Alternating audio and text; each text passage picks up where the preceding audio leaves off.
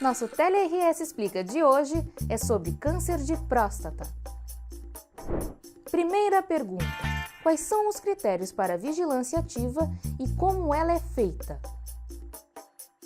A vigilância ativa é uma estratégia de tratamento de câncer de próstata localizado que visa diminuir a morbidade da prostatectomia radical e da radioterapia, ou seja, dos tratamentos com intenção curativa. Os pacientes que podem ser incluídos num protocolo de vigilância ativa, eles têm que ter pelo menos uma expectativa de vida de 10 anos, ou seja, têm que ser saudáveis e elegíveis para um tratamento de intenção curativa. Em relação às características do câncer de próstata, ele tem que ser classificado como de muito baixo risco ou de baixo risco. Isso significa que o PSA não pode ser maior que 10, o Gleason não pode ser maior que 6, e o tumor na próstata não pode ocupar mais do que a metade de um lobo. O acompanhamento desses pacientes é realizado com exames de PSA, toque retal e biópsias de próstata em intervalos variáveis.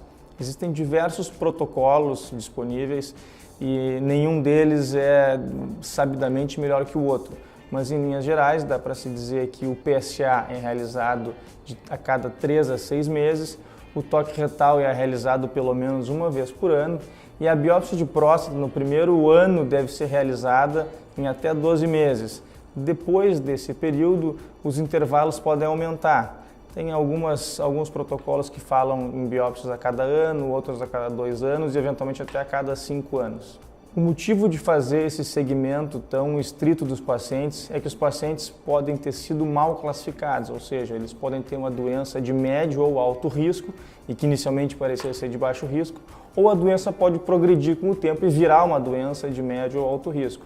No momento em que a doença muda de característica, então o paciente é retirado da vigilância ativa e se faz o tratamento com intenção curativa. Segunda pergunta: por que não fazer o exame de rastreamento e quais os sintomas da doença? Os riscos relacionados à biópsia de próstata são a ansiedade com relação ao procedimento, a dor durante ou após o procedimento, a hematúria, a hematoquesia, a hematospermia, que ocorre em muitos pacientes e pode durar até algumas semanas. Existe um risco de sepse, mas ele é pequeno, e o risco de morte também existe, mas é um evento muito raro.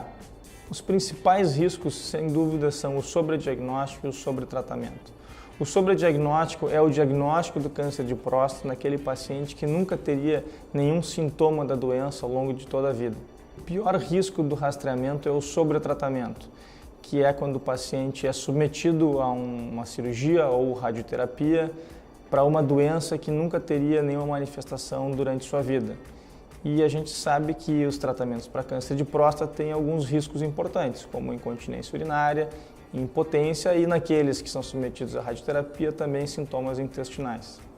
Agora, o rastreamento é realizado para pacientes assintomáticos. A situação é diferente quando o paciente chega no médico e diz que está com dificuldade de urinar, que está com sangue na urina, que está ejaculando com sangue, que está impotente ou até que está com coisas mais graves como parestesia em membros inferiores.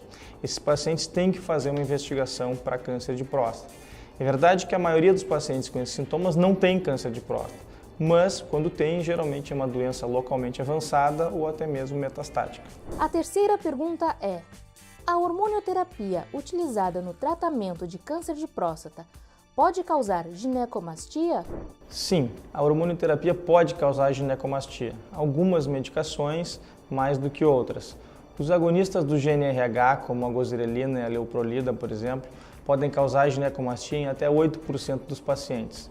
Já os antiandrogênicos, como a bicalutamida e a flutamida, podem causar ginecomastia em até 70% dos pacientes, mas são medicações que não são tão comumente utilizadas. E a nossa última pergunta é: há evidência sobre rastreamento? Como discutido antes, sabe-se que o rastreamento para o câncer de próstata tem riscos potenciais, mas também há evidências de benefícios. As melhores evidências de benefícios provêm do ensaio clínico randomizado europeu intitulado ERS-PC e do ensaio clínico de Gotemburgo, que acabou sendo incorporado ao ERS-PC. Esses estudos evidenciam que para pacientes entre 50 e 69 anos, o rastreamento reduz a chance do paciente morrer por câncer de próstata, ainda que a redução absoluta de risco seja pequena. Mais especificamente, isso significa que para cada 1.000 pacientes rastreados por 13 anos, apenas 1 a 2 vão evitar uma morte por câncer de próstata em função do rastreamento. Esses estudos também evidenciam uma diminuição dos casos metastáticos, mais especificamente, 3 casos a menos de câncer de próstata metastático para cada 1.000 pacientes acompanhados pelo mesmo período. Outro ensaio clínico randomizado grande sobre rastreamento de câncer de próstata, o PLCO, que é o estudo americano, não mostrou diminuição da mortalidade por câncer de próstata. E isso gerou bastante controvérsia. Entretanto, devemos prestar atenção no desenho desses estudos e nas taxas de contaminação do braço controle. O IRSPC foi desenhado para detectar uma diferença na mortalidade por câncer de próstata, assumindo uma contaminação de até 20% do grupo controle. Já o PLCO foi desenhado para detectar uma diferença na mortalidade, assumindo uma contaminação de 15% a 20% do grupo controle. Pois bem, publicações relativas à contaminação do grupo controle do IRSPC mostram que 15% a 30% dos pacientes fizeram algum teste de PSA ao longo do estudo.